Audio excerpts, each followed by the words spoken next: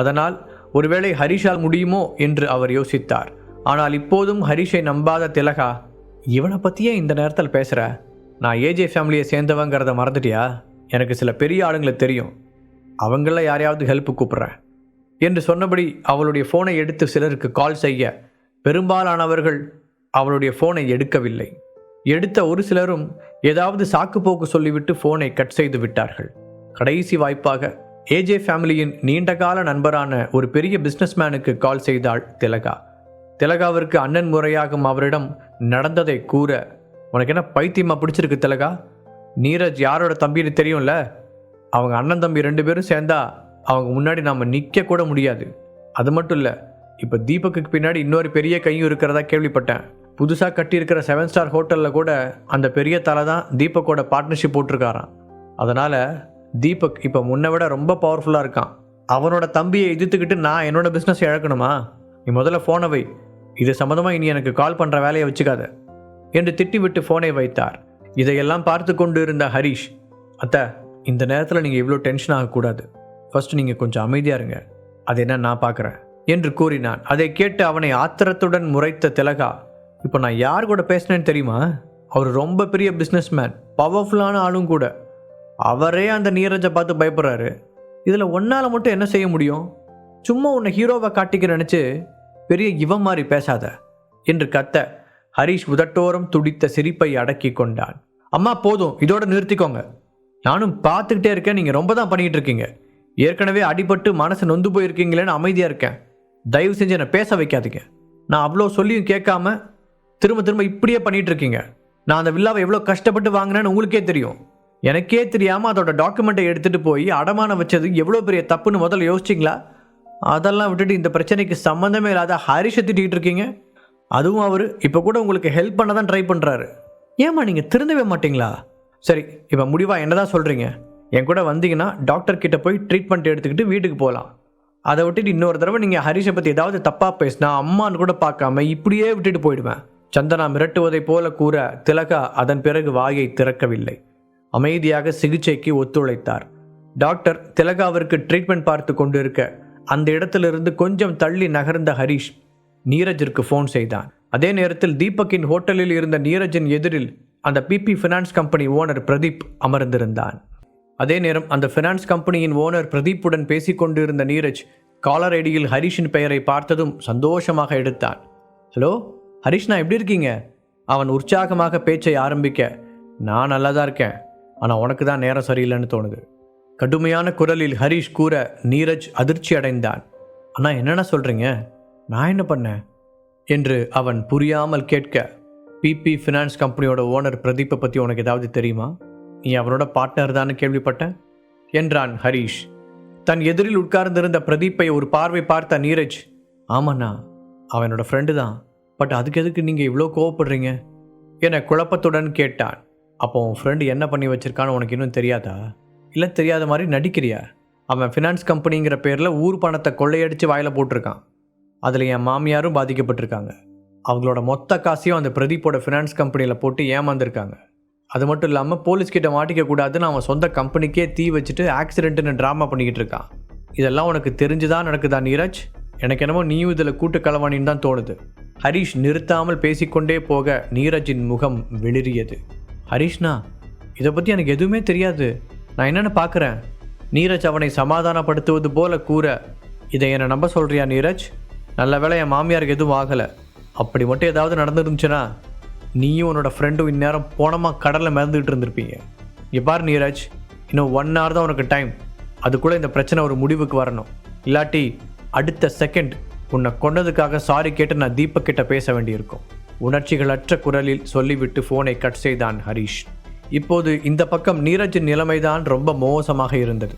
ஃபோனை பிடித்திருந்த அவருடைய கைகள் நடுங்க ஆரம்பித்தது. இந்த விஷயம் தீபக்கிற்கு தெரிய வந்தால் தன்னுடைய நிலைமை என்னவாகும் என்று யோசித்த நீரஜிற்கு அடி வயிறெல்லாம் கலங்கியது. அதுவும் தன்னால் ஹரிஷுக்கு பிரச்சனை என்று தெரிந்தால் தீபக் தம்பி என்றெல்லாம் பார்க்க மாட்டான், அடி வெளுத்து விடுவான். அதோடு ஹரிஷ் அவனை கொல்வதற்கு முன்னால் அவனே கல்லை கட்டி கடலில் தூக்கி போட்டு விடுவான்.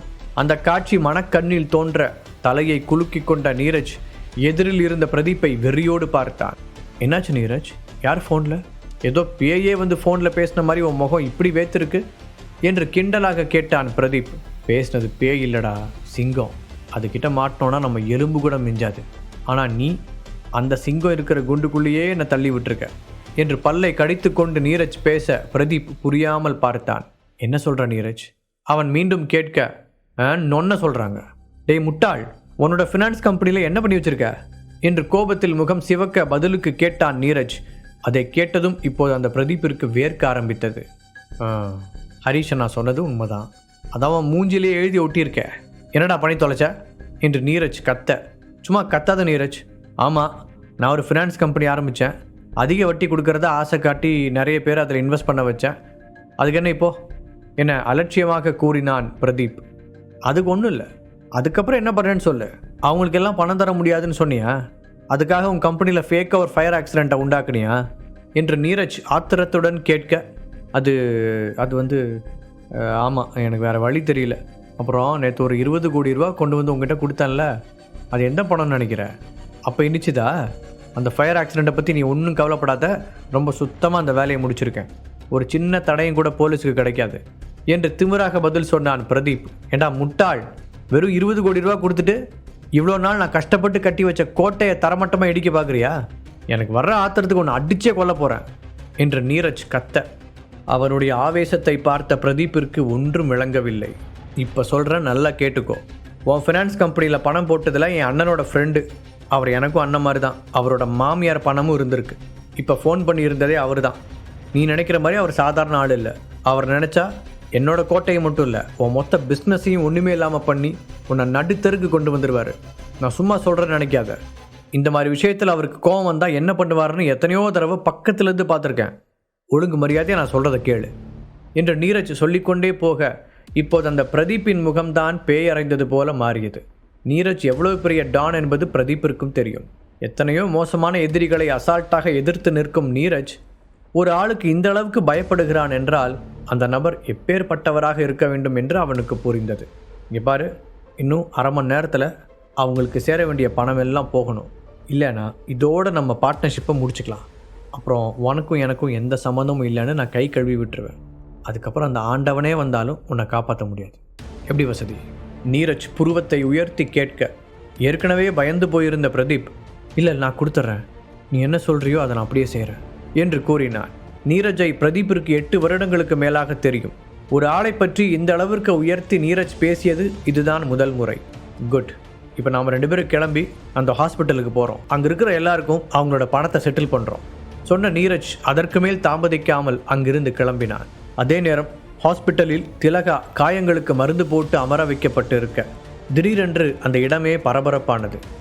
அது பிரதீப் தானே என்று யாரோ கத்த ஒரு கூட்டம் அவர்களை சூழ்ந்து கொண்டது. பிரதீப் கூட இருக்கிறது நீரஜ் ரவிச்சந்திரனா?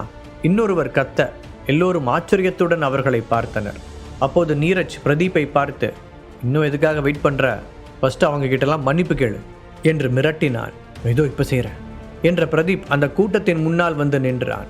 எல்லாரும் என்ன மன்னிச்சிருங்க, என்னோட கம்பெனியில் ஏதோ டெக்னிக்கல் ப்ராப்ளம், அதான் உங்கள் பணமெல்லாம் போயிருச்சுன்னு தப்பாக மெசேஜ் வந்திருக்கு.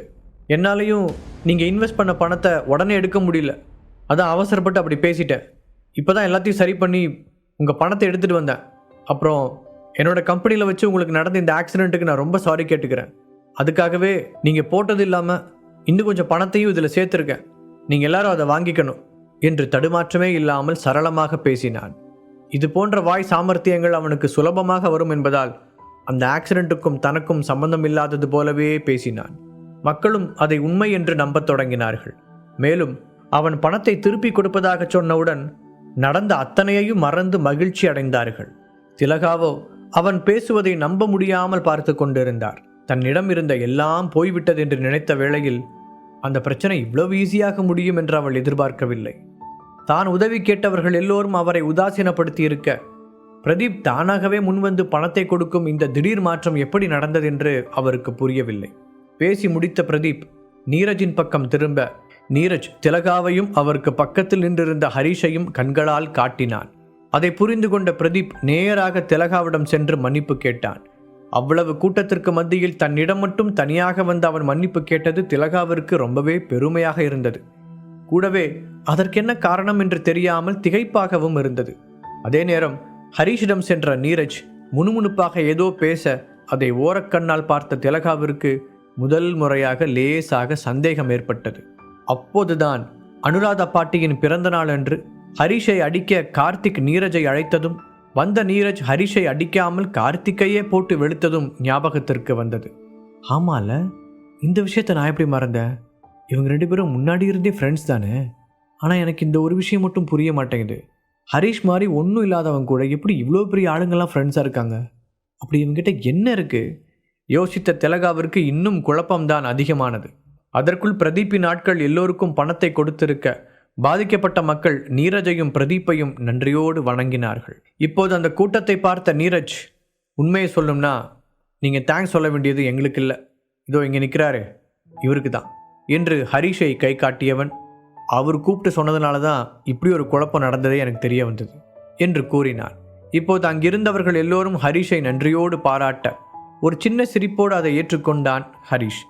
அதை பார்க்க சந்தனாவிற்கு பெருமையாக இருந்தது.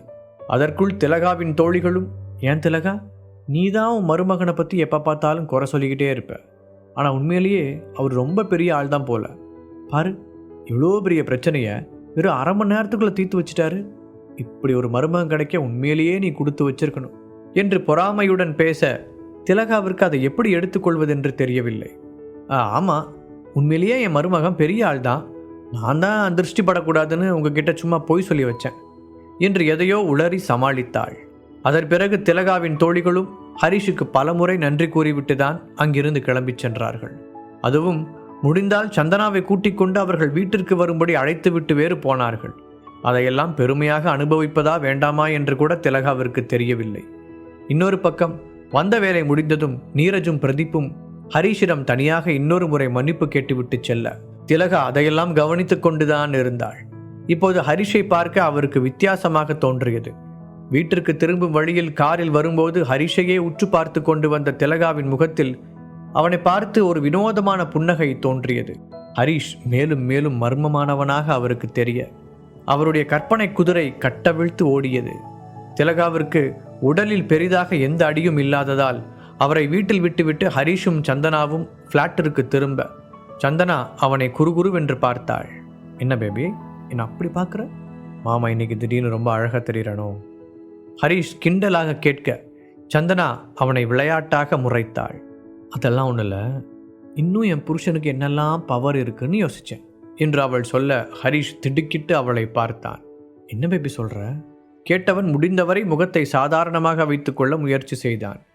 எப்படி ஹரி, அவ்வளோ பெரிய பிரச்சனையை 1/2 ஹவரில் முடிச்சு வச்சுட்ட?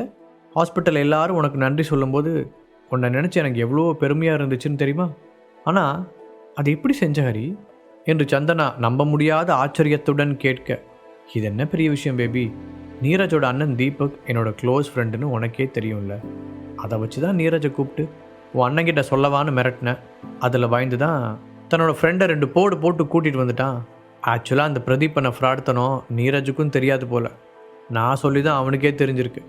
அதுக்கப்புறம் தான் இந்த விஷயம் சிம்பிளாக முடிஞ்சுது. ஹரிஷ் எக்ஸ்பிளைன் செய்ய சந்தனா அமைதியாக கேட்டுக்கொண்டாள். ஹரிஷ் தன்னுடைய உண்மையான அடையாளத்தை இப்போதைக்கு சந்தனாவிடம் வெளிப்படுத்த விரும்பவில்லை. எல்லாவற்றுக்கும் மேலாக அவனுடைய சொந்த குடும்பத்துடன் அவனுக்கு இருக்கும் பிரச்சனையே இன்னும் தீர்க்கப்படவில்லை. அவனுடைய தாத்தாவின் நிலைமை எப்படி இருக்கிறது என்று வேறு தெரியவில்லை. ஜீவாவை பற்றிய கவலையில் அதை கவனிக்க நேரமில்லை.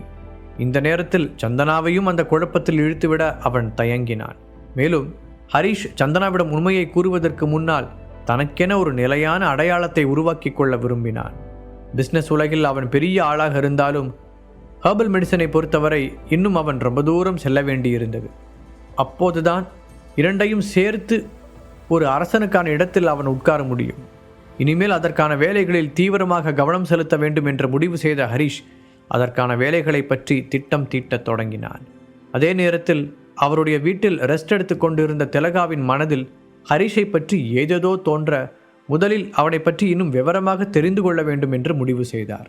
அதற்கு முதல் படியாக சந்தனாவிற்கு ஃபோன் செய்த திலகா, சந்தனா, இருந்த பதட்டத்தில் நான் ஹரிஷுக்கு தேங்க்ஸ் சொல்லவே இல்லை. அப்புறம் அவர் செஞ்ச உதவிக்காக நான் ஒரு விருந்து கொடுக்க நினைக்கிறேன்.